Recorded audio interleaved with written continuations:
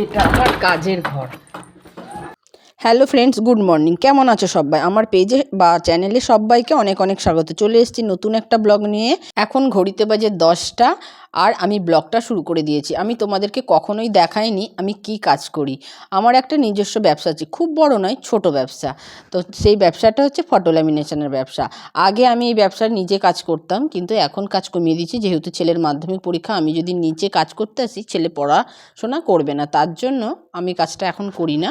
আর একজন দাদা একজন দিদি কাজ করে, মানে মাল নিয়ে যায়। তো তাদেরকে আমি সমস্ত মাল মেটেরিয়াল আমার ওগুলোকে গুনে গুনে ওদেরকে দিতে হয়, ওরা রেডি করে আমাকে দিয়ে যায়। তো দেখো এখানে যত মাল আছে ওরাই আমাকে দিয়ে গেছে। আমার কিন্তু সময়ের অভাবে এগুলো এখনও, মানে যেটা যে ছবি সেই থাক দিয়ে দিয়ে রাখাটাও এখনও হয়ে ওঠেনি।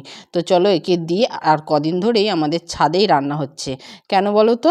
কারণ প্রচণ্ড ঠান্ডা পড়েছে বলে ছাদেই রান্নাটা করছি। আর সবাই দুপুরবেলায় খাচ্ছে গরম গরম, আর সকালে রান্না করলে নাহলে কেউ মুখে দিতে পারছে না খাবার ঠান্ডার জন্য।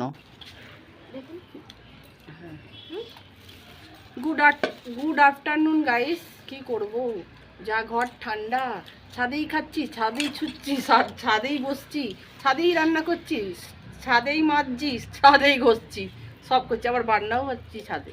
কেমন করে বাড়ছো দেখো, কেমন করে বাড়ছি দেখে নাও। আজকে বাড়ছি জিরে ভেজে মুড়িয়ে নিচ্ছি। টাটা।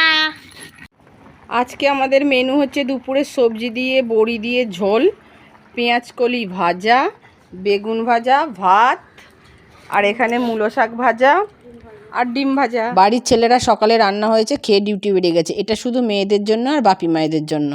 আর এদিকে দেখো বাপি মাকেও ছাদে নিয়ে চলে এসেছি।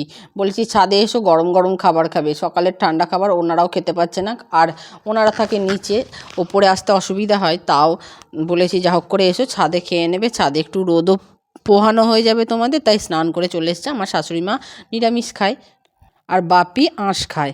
তো আজকে আমাদের ডিম হবে, বাপিকে ডিমটা ভেজে দেবো। আগে খেতে দিয়ে দিয়েছি। খেতে খেতে এই যে শাক ভাজাটাকে পেঁয়াজ দিয়ে ভেজেছি। আগে নিরামিষ ভেজে শাশুড়ি মাকে দিয়ে দেওয়া হয়েছিল, আর তারপর পেঁয়াজ কুচিয়ে দিয়ে দিয়েছি। তারপর বাপিকে গরম গরম তুলে দিচ্ছি। আর এখানে দেখো রাত্রিবেলা বাবাই বললো, মা অনেক দিন বিরিয়ানি খাওয়া হয়নি, বাবাকে বিরিয়ানি আনতে বলো। তো বিরিয়ানি নিয়ে এসেছে। আর আমরা দেখো রাতের খাবার কি, রাতের খাবার নয়, বাবাই যখনই খেতে বসে গোপাল ভাঁড় দেখতে দেখতে খেতে বসে। আর বাবাইয়ের সাথে সাথে বাবাইয়ের মায়ের আর বাবারও অভ্যাস হয়ে গেছে, যখনই খেতে বসবে গোপাল ভাঁড় চালা বাবাই, না হলে খেতে ইচ্ছা করে না। সবসময় তো আমরা একসাথে খাই না, যেমন তোমার দাদার যেরকম অফিস হয় সেরকম খায়, কিন্তু রাতের খাবারটা আমরা একসাথে খাবার চেষ্টা করি সবাই মিলে। তো সবাই মিলে খেতে বসে পড়েছি, আর তোমাদের দাদা সবার পাতে সার্ভ করে দিচ্ছে। আর খেতে খেতে আমরা গোপাল ভাঁড় দেখবো আর বিরিয়ানি খাবো।